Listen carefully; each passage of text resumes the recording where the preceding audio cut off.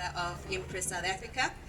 I also run my own beauty spa and I have a foundation that is dealing with mental illness and mental health. So my talk today was actually about being positive in a world that is meant to oppress us. You know, we are surrounded by naysayers. We are surrounded by people that are constantly telling us that it is not possible, that are constantly telling us that we're not good enough. We live in a world that people telling us, no, don't do that, do this, don't do that, try this. And in the end, it's all about us looking within ourselves, having a positive spirit, having a dedicated spirit to say that I'm going to say no to the naysayers. I am going to say to myself that I am capable, I am willing, and I am also able to achieve whatever it is I need to achieve. So for me, the story comes from me owning my own foundation. It's called Palisaya Sichaba, dealing with depression.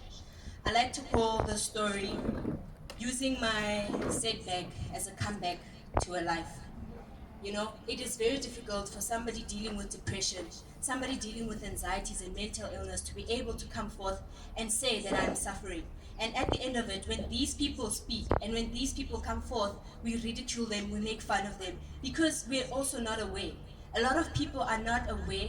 They do not know what mental illnesses is. When somebody comes to you and they say they're depressed, then they've been told, no, go exercise, no, read a book, no, you need to be positive or you need to look within yourself. This thing starts from actually, it's a mental illness, meaning that the chemical balances within the brain are not all right. A person suffering from depression does not do it because of themselves. It's not because they're lonely. It's not because they do not believe in themselves, or it's not because they do not go out and see the world.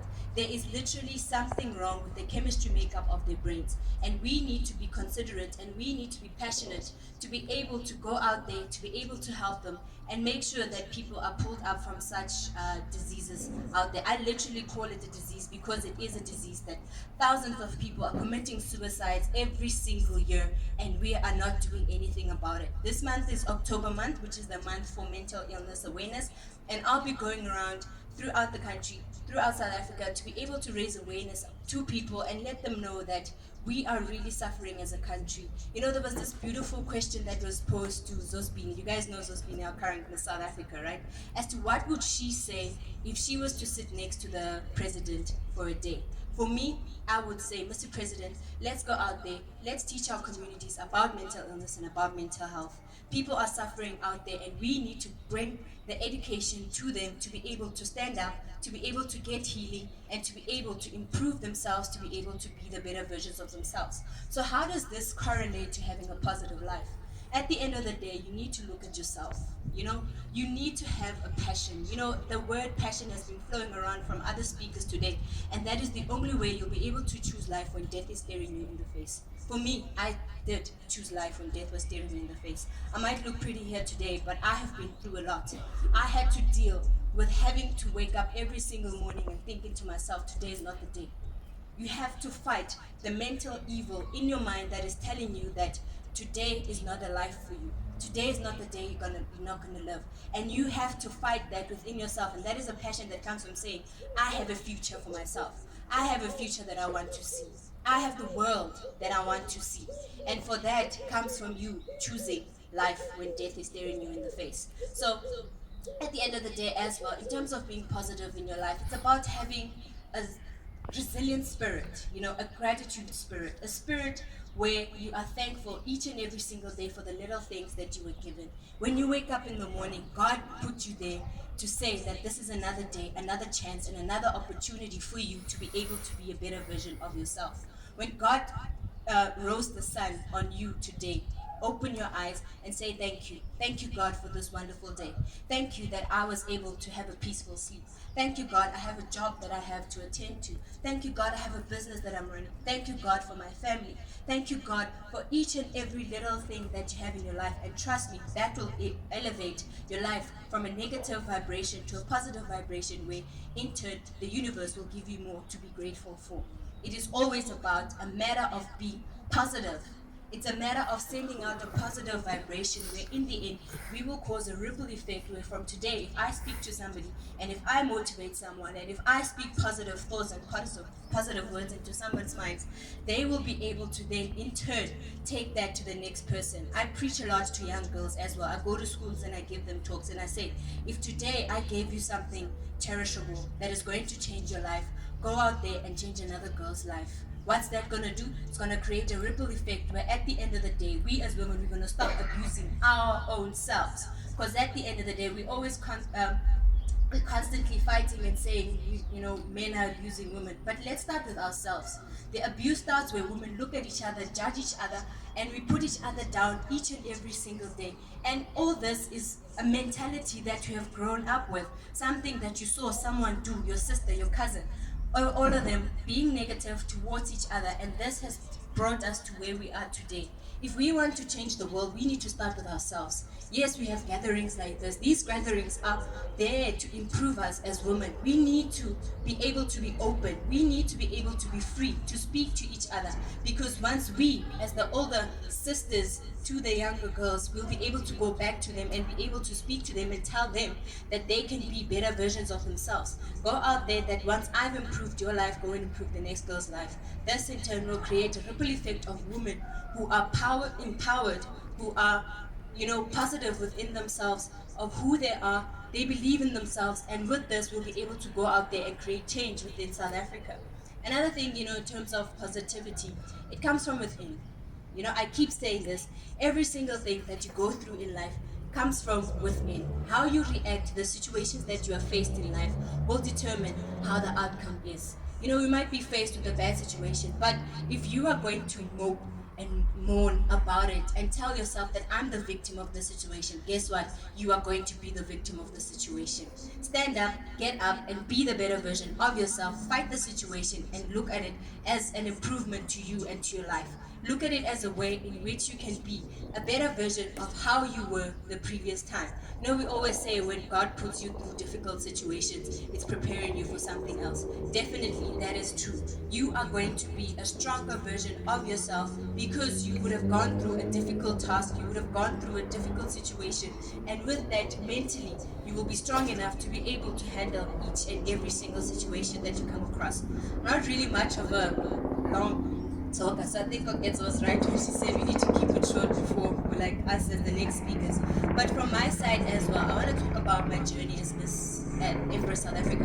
Because Empress South Africa for me started out as, just I was at the age where I was telling myself, and I've always wanted to enter a beauty pageant, but I never really had the body to enter. As you guys can see, I'm very curvaceous. And it has always been a limiting factor for me. And I always believe when it's your time, it's your time. When I saw the ad for Empress South Africa, I entered and I thought to myself, this is going to be something that I've always wanted to achieve, something that I've always wanted to do. And if I keep putting myself down on, I'll reach the age of 30 and be on myself that I never achieved whatever it is I wanted to achieve.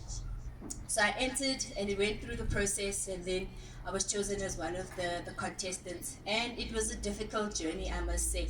It's a journey where I was able to look at who I am, what are my values, what do I believe in, my self-esteem, having a positive self-esteem of myself and positive thinking that I can achieve whatever it is I set my mind to. So I did that every single day. I'm actually a very shy person. And then you have to go up and stand. So that's where I get my experience from, where you have to stand in front of people and give a speech as part of our challenges. So in order to get your points to move on to the next round. So I had to stand there and I had to talk and I had to give a speech and I had to tell other people how to be the best versions of themselves. And this came from me realizing that I cannot tell other people that they need to be better versions of themselves if I myself do not believe in who I am.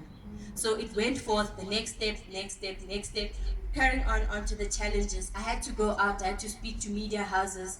I've been on several newspapers, magazines, I've been on radio interviews.